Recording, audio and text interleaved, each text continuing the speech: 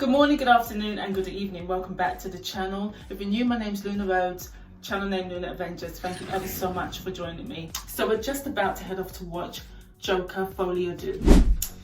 Now guys, I'm fully aware of the reviews, but you know what, the tickets were already bought, Charles, so what can you do? Sorry about the noise. Bloody hell. Anyway, as I was saying, we're going to watch Joker, Folie or Deux. So once I come back, we're going to do a chit chat review, no notes, just a fresh reaction straight from the cinema. So guys, hopefully you join me for that. And if you're new, please subscribe, hit that thumbs up as well as that notification bell for more content on the road to 10,000 subscribers. So it'd be much appreciated if you could support the channel. Anyway guys, I shall see you on the flip. Be back soon.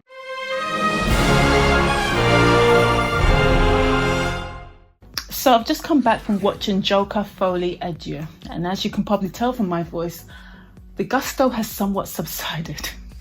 Because this movie, I beg. Now, let's be serious.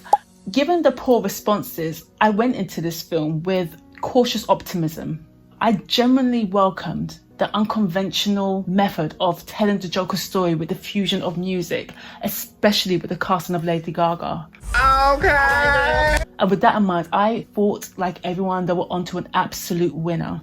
Now, my experience with this film was highs and lows, peaks and troughs of entertainment.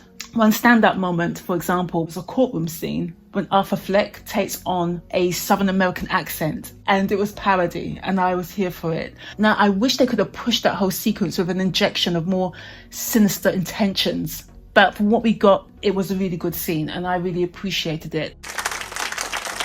And another sequence was Lady Gaga's musical score at the latter part of the movie. I thought she was absolutely outstanding. This is what I came for. She really showcased her vocal prowess. I was here for it. I think both Lady Gaga and Joaquin Phoenix really committed to the roles. There was no question as to their performances, but it's the story. It is the story. Now, my lasting impression of this film was that Todd Phillips really set out to dismantle our impression of the Joker, of his Joker. Pardon me? Now, while I expected to observe this transition and character development of Arthur Fleck into this menacing crime lord, You got nothing! Nothing! what we got instead was this feeble mess of a character, and who was ultimately an imposter, or appeared to be an imposter. And then we were front seat and watching this Joker's ultimate demise. And I was left thinking, What the fuck? what in the hell is going on? What's the point of this movie? They deconstructed and dismantled a legacy character, the Joker. Now, yes, we all love our superheroes, but we also love and appreciate our villains. Now, for me, I always talk about, you know what, I need a well-crafted villain. I need different facets of their character, of their countenance, of their modus operandi. You know, give me layers. I'm here for the layers of a really well-crafted villain so we can have empathy and to understand their objectives to a point, but still want our heroes to win. Wait till they get a load of me. Now, I thought they crafted a fantastic first movie. It was standout. It was a surprise movie. They really crafted a fantastic story with underlining metaphors and serious matters that resonate with all of us. And I thought they were going to extend upon that, but with the fusion of music. But ultimately, the movie, Folie or Deux, was an absolute mess. And the ending was so frustrating. As I say, I was left thinking, what was the point of this film? Now, certain types of art and concepts shouldn't really be delivered on the big screen. And this is why we are all so cautious about prequels and then standalone movies and sequels, especially if you're going to take it to a very unconventional manner, because this was effectively, they were crafting a musical.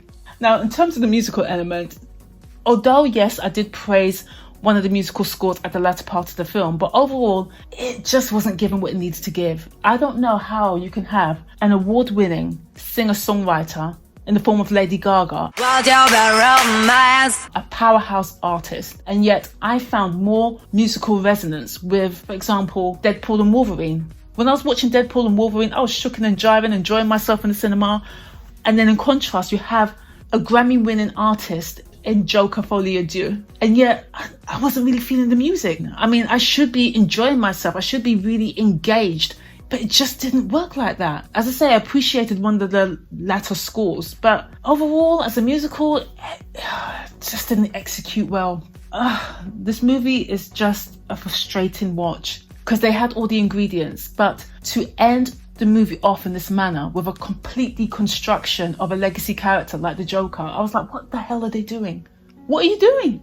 I was left flummoxed. I was thinking, I cannot, I beg. I'm telling you, I cannot. And there was even one scene, there were some scenes, let me go in now. There were some scenes which were really, should I say, uncomfortable to watch. Like there was this intimate scene between Lady Gaga, there was this intimate scene between Harley Quinn and Arthur Fleck.